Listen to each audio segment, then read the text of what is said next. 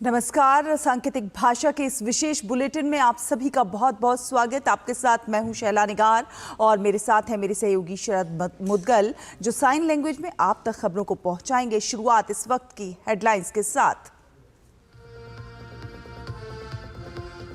प्रधानमंत्री नरेंद्र मोदी और कतर के अमीर शेख तमीम बिन हमद अल सानी की मुलाकात आज। द्विपक्षीय संबंधों पर होगी बातचीत। 2 दिन के भारत दौरे पर हैं कतर के शेख।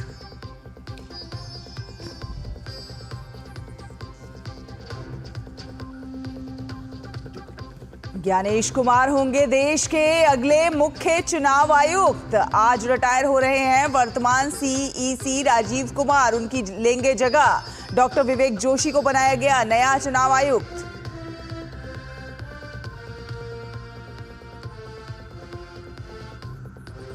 जम्मू कश्मीर में नए आपराधिक कानूनों के कार्यान्वयन की समीक्षा करेंगे केंद्रीय गृह मंत्री अमित शाह। मुख्यमंत्री और उपराज्यपाल भी होंगे मौजूद।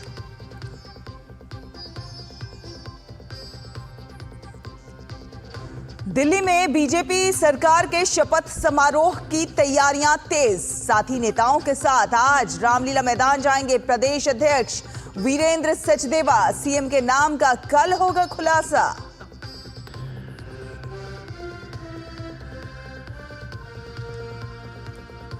बर्फीले तूफान में हादसे का शिकार हुआ टोरंटो पेयरसन एयरपोर्ट पर डेल्टा एयरलाइंस का विमान। 18 लोग घायल, 3 की हालत गंभीर।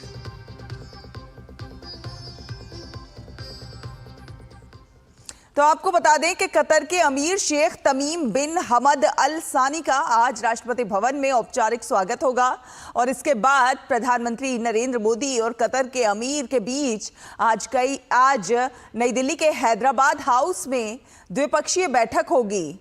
बैठक में द्विपक्षीय सहयोग में हुई प्रगति की समीक्षा की संभावना है। इसके बाद सहमति पत्रों पर आदान प्रदान होगा। कतर के अमीर राष्ट्रपति मुर्मू से भी मुलाकात करेंगे। विदेश मंत्रालय की ओर से उम्मीद जताई गई है कि कतर के अमीर की यात्रा दोनों देशों की बढ़ती बहुआयामी साझेदारी को और गति प्रदान करेगी। कतर के अमीर के साथ एक उच्च स्तरीय प्रतिनिधिमंडल भी होगा, जिसमें मंत्री, वरिष्ठ अधिकारी और व्यापारिक नेता शामिल होंगे। अल सानी प्रधानमंत्री मोदी के आमंत्रण पर 2 दिन के भारत दौरे पर है। पीएम मोदी ने खुद कल शाम हवाई अड्डे पर जाकर उनकी अगवानी की।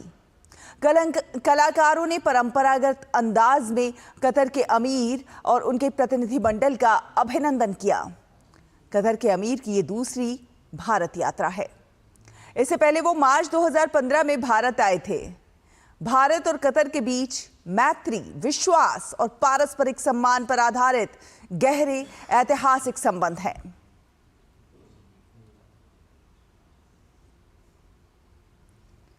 और आपको बता दें कि विदेश मंत्री डॉक्टर एस जयशंकर ने कतर के अमीर शेख तमीम बिन हमद अल सानी से नई दिल्ली में मुलाकात की। इसके बाद जयशंकर ने एक्स पर एक पोस्ट में कहा कि नई दिल्ली में राजकीय यात्रा पर आए कतर के अमीर तमीम बिन हमद से मुलाकात कर सम्मानित महसूस कर रहे हैं। कई क्षेत्रों में दोनों देशों के सहयोग को आगे बढ़ाने के लिए उनके मार्गदर्शन की विदेश मंत्री ने सराहना की और उम्मीद जाहिर की कि प्रधानमंत्री नरेंद्र मोदी के साथ उनकी बातचीत से दोनों देशों की दोस्ती के करीबी रिश्ते और ज्यादा मजबूत होंगे। गृह मंत्री अमित शाह आज जम्मू कश्मीर में नए आपराधिक कानूनों के कार्यान्वयन की समीक्षा करेंगे। मुख्यमंत्री उमर अब्दुल्ला और उपराज्यपाल मनोज सिन्हा की उपस्थिति में होने वाली इस समीक्षा में 3 नए आपराधिक कानूनों, भारतीय न्याय संहिता 2023, भारतीय नागरिक सुरक्षा संहिता 2023 और भारतीय साक्ष्य अधिनियम 2023 में उल्लेख किए गए पुलिस, जेल, अदालतों, अभियोजन और फॉरेंसिक से जुड़े प्रावधानों की मौजूदा स्थिति पर चर्चा होगी। समीक्षा बैठक में केंद्रीय गृह सचिव, जम्मू कश्मीर के मुख्य सचिव, राज्य के पुलिस महानिदेशक, राष्ट्रीय अपराध रिकॉर्ड ब्यूरो एनसीआरबी के महानिदेशक और केंद्रीय गृह मंत्रालय और केंद्र शासित प्रदेश सरकार के कई वरिष्ठ अधिकारी इसमें भाग लेंगे। अमित शाह इससे पहले उत्तर प्रदेश, हरियाणा, उत्तराखंड, मध्य प्रदेश और गुजरात सहित कई राज्यों में नए कानूनों के कार्यान्वयन की स्थिति की समीक्षा कर चुके हैं। और आपको बता दें कि देश के नए मुख्य चुनाव आयुक्त के नाम का ऐलान हो गया है। ज्ञानेश कुमार नए मुख्य चुनाव आयुक्त होंगे। वे राजीव कुमार की जगह लेंगे, जो इस पद से आज रिटायर हो रहे हैं। भारतीय प्रशासनिक सेवा के 1988 बैच के केरल कैडर के अधिकारी ज्ञानेश कुमार अभी चुनाव आयुक्त हैं। वे कल अपना पदभार संभालेंगे। ज्ञानेश कुमार संसदीय कार्य मंत्रालय सचिव भी रह चुके हैं। वहीं डॉक्टर विवेक जोशी को नया चुनाव आयुक्त बनाया गया है। वे भारतीय प्रशासनिक सेवा 1989 बैच के हरियाणा कैडर के अधिकारी हैं। राष्ट्रपति द्रौपदी मुर्मू ने दोनों चुनाव आयुक्तों की नियुक्ति की है। और अब बात दिल्ली की। जी हां, दिल्ली के ऐतिहासिक रामलीला मैदान में एक बार फिर सरकार का शपथ ग्रहण समारोह आयोजित होने जा रहा है। इस बार भाजपा सरकार के शपथ ग्रहण समारोह की तैयारियों के तहत दिल्ली सरकार और एमसीडी ने मैदान को सजाने का काम शुरू कर दिया है। यहां 20 फरवरी को होने वाले इस शपथ ग्रहण समारोह में नवनियुक्त मुख्यमंत्री और उनके सहयोगी मंत्री शपथ लेंगे। शपथ ग्रहण समारोह की तैयारियों का जायजा लेने के लिए आज भाजपा प्रदेश अध्यक्ष वीरेंद्र सचदेवा, विनोद तावड़े, तरुण चुग समेत कई नेता रामलीला मैदान पहुंचेंगे। सूत्रों के अनुसार दिल्ली में बीजेपी विधायक दल की बैठक 19 फरवरी को होगी, जिसमें दिल्ली के नए सीएम के नाम पर मुहर लगेगी। दिल्ली विधानसभा चुनाव में शानदार प्रदर्शन करते हुए बीजेपी ने 2/3 बहुमत हासिल कर आम आदमी पार्टी को एक दशक के बाद सत्ता से बाहर किया है।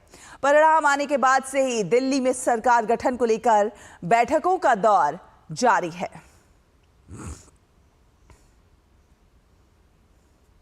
और अगली खबर का रुख करेंगे। टोरंटो के पियर्सन एयरपोर्ट पर लैंडिंग के समय एक विमान दुर्घटनाग्रस्त हो गया। इस हादसे में कम से कम 18 लोग घायल हुए हैं, जिनमें से 3 की हालत गंभीर बताई जा रही है।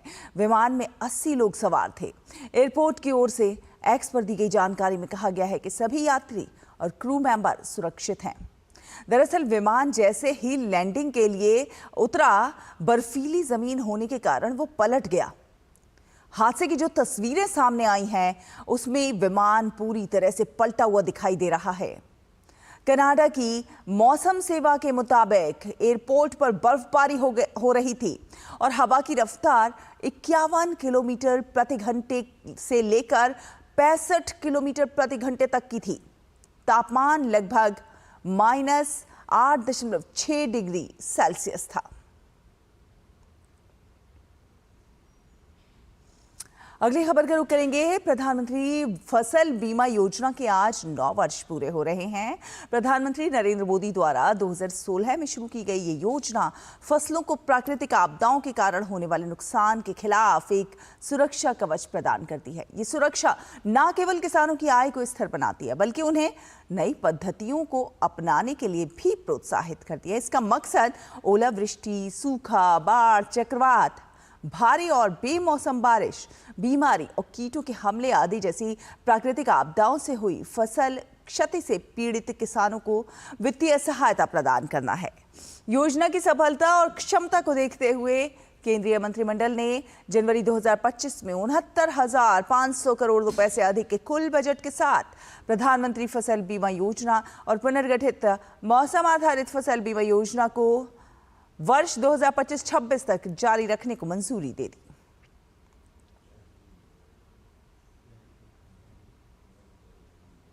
बात करें महाकुंभ की, तो प्रयागराज में जारी दिव्य और अलौकिक महाकुंभ का आज 37वां दिन है। महाकुंभ की पवित्रता और सनातन के प्रति लोगों में बढ़ रही रुचि से संगम तट पर पवित्र स्नान करने वालों की संख्या लगातार बढ़ती ही जा रही है। महाकुंभ में पवित्र स्नान करने वाले स्नानार्थियों की संख्या 54 करोड़ के पार पहुंच गई है। सोमवार को महाकुंभ में करीब 1.5 करोड़ लोगों ने पवित्र डुबकी लगाई। महाकुंभ में श्रद्धालुओं की लगातार बढ़ रही संख्या और वहां की शानदार व्यवस्था भी लोगों को खूब रास आ रही है। वहीं यूपी के मुख्यमंत्री योगी आदित्यनाथ प्रयागराज महाकुंभ को भारत की आस्था और एकात्मता का जीवंत प्रतीक बता रहे हैं। बात खेलों की। 5वें खेलो इंडिया शीतकालीन खेलों का दूसरा चरण गुलमर्ग में पर्याप्त बर्फबारी नहीं होने के कारण स्थगित कर दिया गया। इसकी नई तारीखों का ऐलान मौसम में सुधार होने पर किया जाएगा। गुलमर्ग में alpine skiing, Nordic skiing, ski पर्वतारोहण और स्नोबोर्डिंग की स्पर्धाएं होनी थीं। पहला चरण लेह में 23 से 27 जनवरी के बीच खेला गया, जिसमें आइस हॉकी, आइस स्केटिंग स्पर्धाएं हुई।